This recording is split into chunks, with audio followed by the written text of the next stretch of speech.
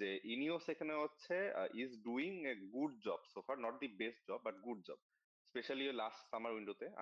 সোফার আমার মনে হয় না যে যেগুলো ট্রান্সফার হয়েছে, কুনহা, শেষকো, এমবুয়েমো, লেমেন্স, কাউকে নিয়ে কোনো কমপ্লেন রয়েছে ফ্যানদের। খালি হচ্ছে কুনহার ইনজুরি যে হচ্ছে, তার ফিটনেস ইস্যু নিয়ে এটা একটু কনসার্ন দেখা যাচ্ছে। ইনিওস যে কাজটা করছে সোফার, তাদের যে প্রজেক্ট, তারা যে শুধুমাত্র আমরিমকে পার্মানেন্টলি ধরে রেখে যে আমরিমকে এনে দিতে হবে এরকম চিন্তা ভাবনা করছে না, তারা চিন্তা করছে ইউনাইটেডকে কি দেওয়া যায়, যারা হচ্ছে প্লেয়ার আসবে।